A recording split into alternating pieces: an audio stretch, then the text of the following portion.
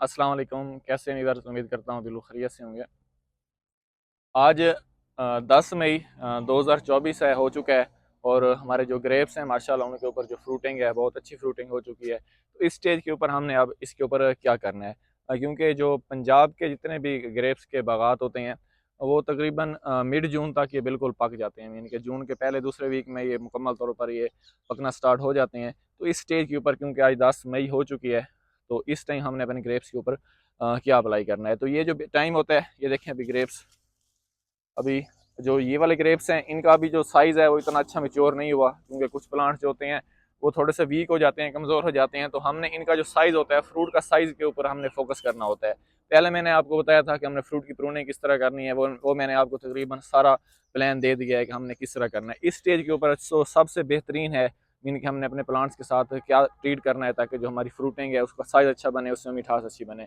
तो सबसे पहले इस स्टेज के ऊपर तो आपने पोटाश की एप्लीकेशन करनी है। आप पोटाश इस्तेमाल कर सकते हैं, फोलियर पोटाश भी कर सकते हैं, मीन कि आप लोग फ्लड भी कर सकते हैं। लेकिन फ्लड करें तो इसी टाइम करें, फोलियर भी करें तो उसका भी यही बेहतरीन टाइम है। मीन कि आप लोग 5-7 दिन बाद भी कर सकते हैं। फोलियर करेंगे तो उसी टाइम आपका जो प्लांट है वो अडॉप्ट कर लेगा, या फिर अगर आप लोग फ्लड करते हैं तो वो थोड़ा सा टाइम ही ले जाता है। तो उसके अलावा अगर जो आपके, ये दिखाना ज़रा फ्रूट, ये कुछ कुछ जो हमारे ग्रेप्स हैं उसका जो फ्रूट का साइज़ है वो बिल्कुल छोटा फ्रूट है। तो इसको लिए आप लोग जिब्रालिक एसिड का इस्तेमाल कर सकते हैं। जिब्रालिक एसिड जिस टाइम आप लोग इसके ऊपर इस्तेमाल करेंगे तो मीन के जो होता है, एक जो जिब्रालिक एसिड की गोली होती है मीन के, वो समझ लें कि 100 लीटर पानी के लिए काफ़ी होती है। तो इस हिसाब के साथ आप लोग अगर इसके ऊपर लगातार मीन से 1 से 2 आप लोग एप्लीकेशन करते हैं तो जो फ्रूट का साइज़ है, बंचेस का साइज़ है, वो हैरान कुन तौर के ऊपर मीन के बहुत बड़ा हो जाएगा। उसका कोई भी नुकसान नहीं है। मीन कुछ लोग समझते हैं ये केमिकल है, इसका नुकसान है। ये सिर्फ इसका जो है वो साइज़ बढ़ाने के लिए हम लोग इस्तेमाल कर सकते हैं।